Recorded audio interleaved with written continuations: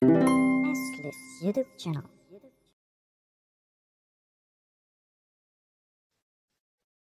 Saya Sauma, saya akan mempresentasikan tentang tips untuk mengatasi stres akibat media sosial demi menjaga kesehatan mental. Media sosial telah menjadi bagian tak terpisahkan dari kehidupan saat ini, di mana teknologi yang berkembang begitu pesat, meskipun memiliki manfaat yang banyak dalam menghubungkan orang-orang dari seluruh dunia. Penggunaan media sosial juga dapat menyebabkan stres dan berdampak negatif pada kesehatan mental. Mengatasi stres yang disebabkan oleh media sosial adalah hal yang penting untuk menjaga kesehatan mental. Berikut beberapa tips yang dapat membantu Anda untuk mengelola stres yang berasal dari penggunaan media sosial. Yang pertama, melatih kesadaran diri. Saat Anda tahu unggahan apa yang membuat Anda iri, Anda harus memulai melatih kesadaran diri. Latihan kesadaran diri mengajarkan Anda untuk mengamati emosi Anda dengan sadar tanpa tersesat atau terjebak di dalamnya. Yang kedua, tetapkan batasan waktu. Menetapkan batasan waktu untuk menggunakan media sosial adalah cara yang efektif untuk mengurangi stres. Sebisa mungkin tetapkan waktu tertentu untuk menggunakan media sosial dan kemudian berhenti menggunakannya untuk melakukan hal yang lain yang lebih bermanfaat. Lalu yang ketiga, manfaatkan waktu untuk berinteraksi sosial di dunia nyata. Jangan biarkan media sosial berfungsi sebagai pengganti interaksi sosial yang nyata. Di dunia nyata, menjalin hubungan dengan teman dan keluarga dapat membantu menurunkan. Yang ketiga, manfaatkan waktu untuk interaksi sosial di dunia nyata. Jangan biarkan media sosial berfungsi sebagai pengganti interaksi sosial yang nyata. Di dunia nyata, menjalin hubungan dengan teman dan keluarga dapat membantu menurunkan stres dan meningkatkan kesehatan mental Anda. Lalu ada yang keempat, jangan bandingkan diri Anda dengan orang lain di media sosial. Jika Anda sering melihat unggahan orang lain yang tampak sempurna, mungkin sulit untuk mengingat semua hal baik yang sudah Anda miliki dalam hidup Anda. Untuk menghindari efek negatif media sosial, penting untuk merenungkan dan berterima kasih atas semua yang telah Anda alami dalam hidup. Penting untuk menumbuhkan rasa bersyukur pada apa yang diri Anda. Ingatlah bahwa yang Anda lihat di media sosial hanyalah sebagian kecil dari kehidupan orang lain. Tetaplah fokus pada pencapaian dan kebahagiaan pribadi Anda. Lalu ada yang kelima, berikan waktu istirahat dari media sosial. Sesekali berhenti menggunakan media sosial, berhenti menggunakan platform tersebut untuk sementara waktu dan manfaatkan kesempatan ini untuk terhubung kembali dengan diri sendiri dan juga orang lain di sekitar Anda untuk melakukan aktivitas yang Anda sukai dan hanya bersifat santai. Kesimpulannya, meskipun memiliki manfaat yang banyak dalam menghubungkan orang-orang dari seluruh dunia, penggunaan media sosial juga dapat menyebabkan stres dan berdampak negatif pada kesehatan mental. Oleh karena itu, perlu ada batasan waktu dan menggunakan media sosial agar stres akibat media sosial dapat dihindari. Itu aja, Kak, mungkin.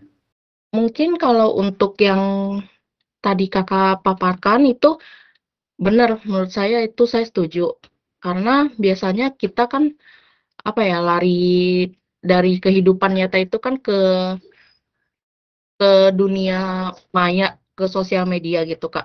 Dan betul biasanya sosial media itu pasti berdampak buruk, seperti yang tadi sudah Kak Salma paparkan juga, bisa membuat kita kehilangan percaya diri, membandingkan dengan orang lain, karena kan mungkin yang di-post oleh orang lain itu kan hidupnya yang mungkin yang enak-enaknya aja gitu, yang jelek-jeleknya mungkin nggak ditampilkan gitu, Kak.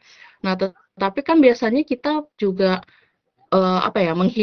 untuk menghilang dari dunia nyata kita gitu, misalnya stres akibat kerja ataupun belajar, biasa kita larinya ke sosial media dan itu biasanya juga akan menjadi kecanduan gitu. Jadinya terjebak ke hal-hal negatif yang tadi disampaikan oleh Kak Sauma. Lalu biasanya seperti yang Kak Salma bilang tadi, itu kan bisa membuat kita, apa ya, jadinya kehilangan percaya diri mungkin. Nah, tips dari Kak Salma mungkin yang lebih mendalam untuk kita bisa lepas dari sosial media, itu gimana, Kak? Terima kasih. Kalau dari saya sih tipsnya mungkin yang lebih mendalam, lebih banyak melakukan hal-hal yang lain sih, seperti hobi-hobi juga sih, Mbak. Kalau kayak misalkan kalau dari saya, hobi yang lain apa mungkin kepeternakan saya, jadi ada hobi lain sih Kak, atau nge-gym. Kalau saya sih gitu sih, atau main bulu tangkis. Tapi kan biasanya ada yang, apa ya, hidupnya hanya untuk bekerja dan belajar gitu, Kak. Misalnya dia tidak punya hobi, itu bisa larinya kemana, Kak? Tipsnya gimana, Kak, kira-kira? Kalau dari saya pribadi sih mungkin itu Kak, cuman kalau yang nggak punya hobi ya ya paling sosial media aja sih Kak, nonton YouTube atau gimana. Oke, jadinya masih berputar di sosial media itu juga ya, Kak?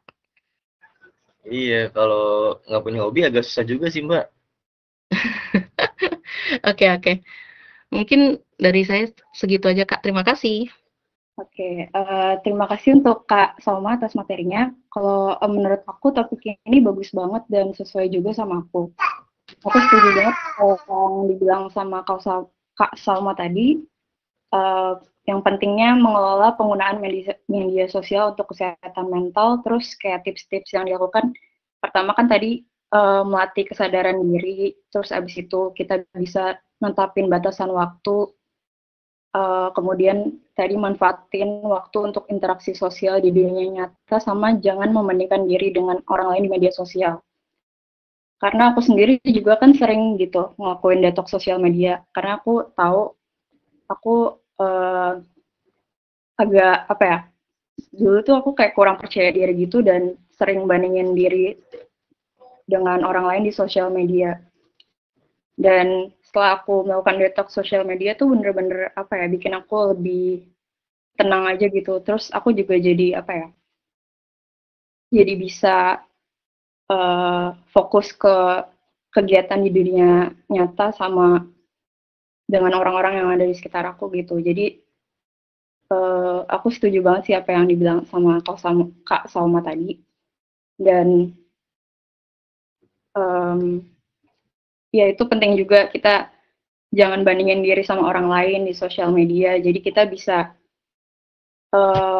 melakukan kegiatan yang di dunia nyata tuh, kayak misalkan kita fokus ke pengembangan diri kita, terus kita belajar dan mengembangkan soft skill kita gitu. Jadinya kita nggak membandingkan diri kita gitu sama orang lain. Palingan dari aku gitu aja sih, Kak. Oke, terima kasih Kak Sauma, materinya menarik ya. Mungkin dari aku lebih mau nanya sih ya, tadi kan salah satu tips dari Kak Sauma yang disebutin tadi itu adalah menetapkan batasan waktu ya. Nah, kalau dari Kak Sauma ini tips dari menetapkan batas waktu itu tuh gimana sih biar kita benar-benar jangan sampai kita nanti goyah gitu dari batasan waktu yang kita udah kita tetapkan sebelumnya gitu.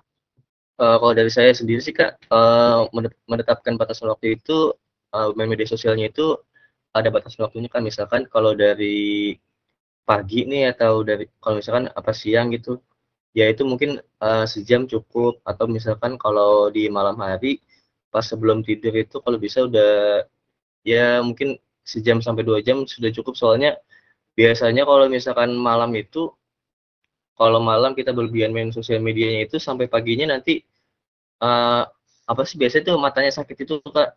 Jadi menyebabkan kita tuh jadi susah buat tidur sih Kak. Paling gitu sih Kak kalau dari saya.